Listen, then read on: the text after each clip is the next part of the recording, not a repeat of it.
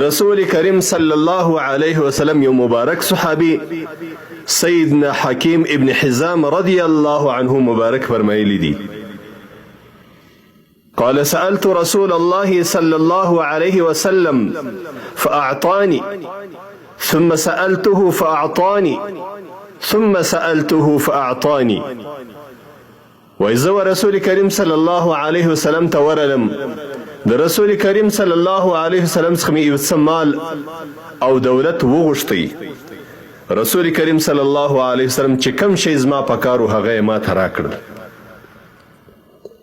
دی مبارک فرمایي چې زه بیا رسول کریم صلی الله علیه وسلم ته ورغلم بیا رسول کریم صلی الله علیه وسلم چې څه زما په کار ول او غوښتله مې هغه یې راکړل په دریم وار باندې بیا رسول کریم صلی الله علیه وسلم ته ورغلم بیا چې مې د رسول کریم صلی الله علیه وسلم څخه څه غوښتل هغه یې راکړل بیا یې راته وویل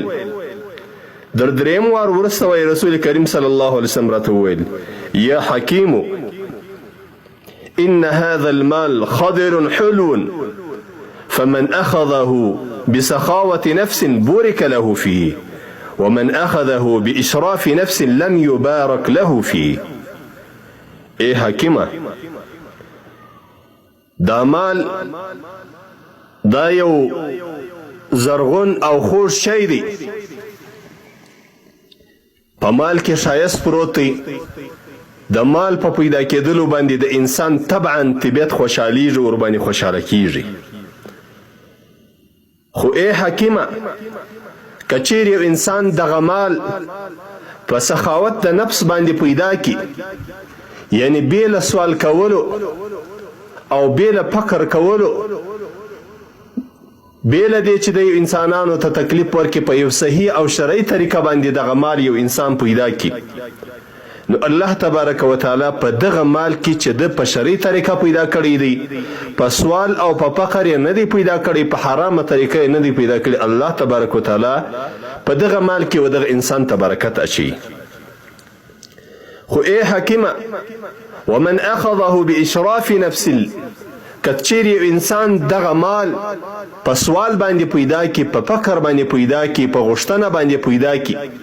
یا په غیر شرعي طریقه باندې پیدا کی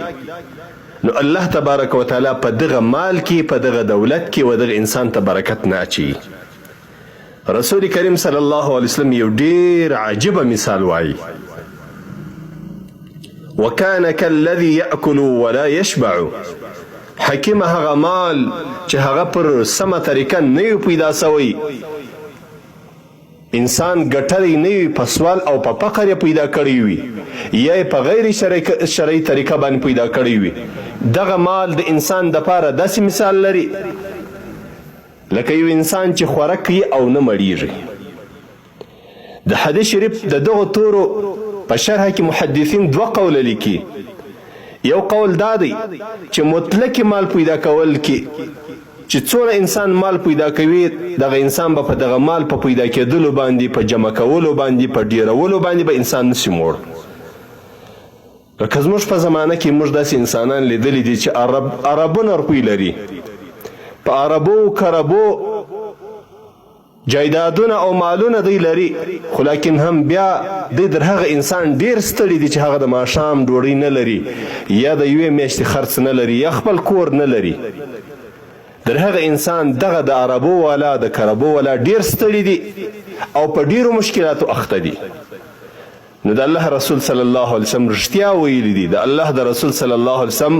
قول صادق دی چې په انسان په مال باندې نه مړیږي او یا دغه تورو په شرحه کې محدثین لیکي چې د هغه انسان په مال باندې مړېدل نسته چې هغه مال په غیر شرعي طریقه باندې په صحیح طریقه باندې یو انسان مال نه کې پیدا په صحیح طریقه دی دا مال لاس ته را نه وړي دغه انسان په مال کې الله تبارک وتعالی برکت نه ایږدي په دغه مال باندې دی مړیږي نه چې پیدا یې کې ورباندې پوهیږي نه چې دا مصرف چیرې سو او لاړې چیرې رسول کریم صلی الله علیه وسلم دغه صحابي مبارک ته وایي چې سوال به نه کوې والید العلیا خیر من ید السفلی ای حکیمه هغه لاس چې هغه ورکوونکی دی دا غوره دی بهتره دی در هغه لاس چې هغه اخیستونکی دی هغه لاس چې هغه ورکوونکی دی در هغه لاس بهتره دی چې هغه اخیستونکی دی د الله رسول صلی الله علیه وسلم دا ځای ورشي چې کوم انسان چې سوال کوي سوال کوونکی او هغه انسان چې ورکوونکی د مال دی صدقه کوونکی دی دغه صدقه کوونکی انسان غوره دی در هغه انسان چې هغه اخیستونکی دی نو سیدنا حکیم چې د رسول کریم صلی الله علیه وسلم دغه قول او وعظ و نصیحت واوریدی نو حکیم ورسول کریم صلی الله علیه وسلم ته وویل دوی ما ورسول کریم صلی الله علیه وسلم ته وویل یا رسول الله والذي بعثك بالحق اې د الله رسوله قسم می دی پر الله باندې قسم می دی پر هغه ذات باندې چې تیر استولې په حق سره چې زب در دی ورسته بیا د چا څخه ما څه نه وغواړم حتی در داسې اندازې چې زه وفات کېږم او د اخرت په سفر باندې ځم صحابي مبارک سیدنا حکیم و رسول کریم صلی الله علیه وسلم ته په دغه خبره باندې قسم واخیستی چې اې د الله رسوله قسم می دی پر الله باندې قسم می دی پر هغه ذات باندې چې تیر استولې په حق سره زب بیا د سوال کولو څخه ځان وساتم زب بیا د چا څخه څه نه وغواړم او زب بیا سوال نه وکم د حدیث شریف توري دی چې دو رسول کریم صلی الله علیه وسلم ته ویلی دی یا رسول الله والذي بعثك بالحق لا أرزأ أحدا بعدك شيئا حتى أفارق الدنيا قسم می دی پر الله باندې قسم می دی پر هغه ذات باندې چې ته په حق باندې راستولې ته نبی کړې ته مشتر راستولې ته رسول ګرځولې زب بیا د چا څخه سوال نه وکم در هغه وخت پورې چې در څو پورې زه د دنیا څخه ځم یعنی په ټوله ژوند کې به بیا زه سوال نه وکم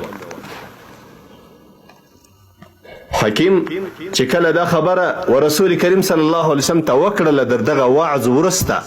او دا وعده یې د رسول کریم صلی الله علیه وسلم سره وکړل نو شپې ورځې دی رسول کریم صلی الله علیه وسلم د دنیا څخه رحلت وکړي وفات شو د سیدنا امیر المؤمنین ابو بکر صدیق رضی الله عنه د حکومت دور رالی او په دغه وخت کې جهادونه وسول غنیمتونه جمع سول امیر المؤمنین مال د غنیمت پر هغه طریقه باندې چې د الله جل جلاله له طرفه تقسیم شوی دی دا مال د رقم تقسیم کی او حکیم ته آل ورواستوي چې راسه هغه خپل مال دی یوسه چې تا ته په بیت المال کې کومه حصہ راوتلې ده حکیم د امیر المؤمنین ابو بکر الصدیق رضی الله عنه دغه حال یا دغه خبر در کول ورسته بیا هم نه ورلی هغه مالی نه یوړي سیدنا امیر المؤمنین ابو بکر الصدیق رضی الله عنه وفات شو د سیدنا امیر المؤمنین عمر رضی الله عنه دور رالی امیر المؤمنین عمر رضی الله عنه ودته څوک واستوي چې راسه هغه مال چې ستا حصہ ده الله تبارک وتعالى دغه حصہ تا ته درکړې ده په مال د غنیمت کې دغه خپل حصہ او مال دی یوس خو سیدنا حکیم د امیر المؤمنین عمر رضی الله عنه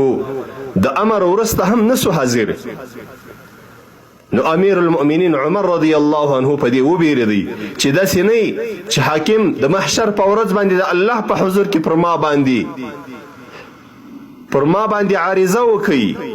د الله په حضور کې به ما ودرې چې ای الله دغه امیر المؤمنین زما حق نه دی راکړی